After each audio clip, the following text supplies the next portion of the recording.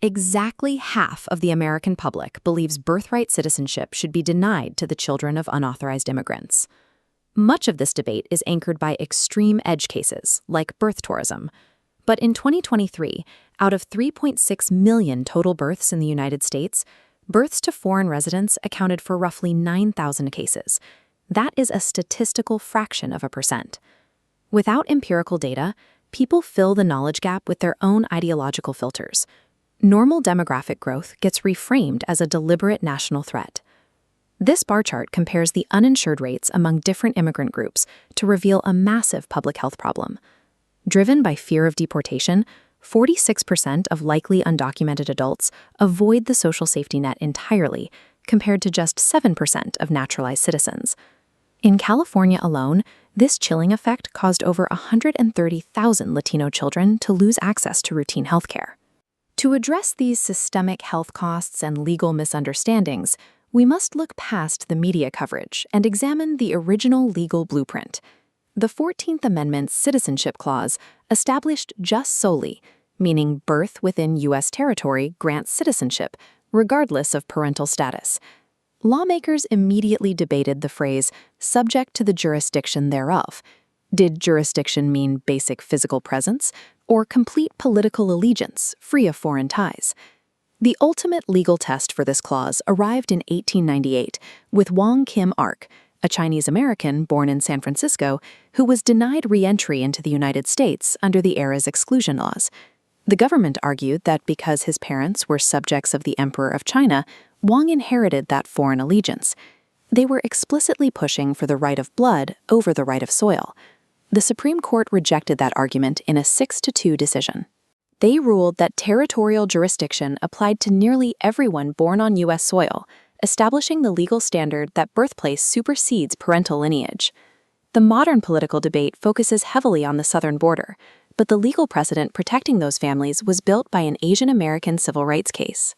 Today, the demographic most directly impacted by Wong Kim Ark's century-old legal victory is working-class Latinos.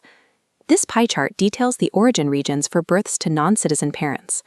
Latin America accounts for a massive 70 to 75% majority. That represents roughly 4 million children nationwide who live with non-citizen parents. While headlines suggest an expanding problem, this line graph of births to unauthorized mothers tells a different story.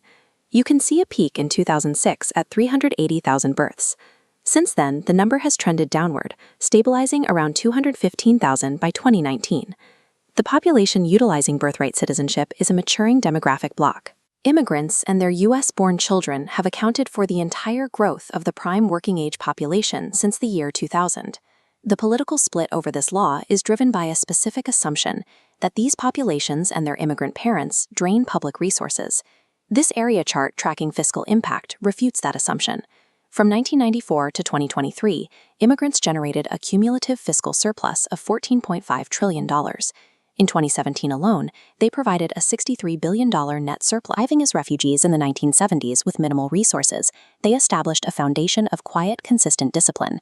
By leveraging multi-generational family structures, Vietnamese refugees built a nationwide business sector from the ground up that now generates $35 billion in annual revenue.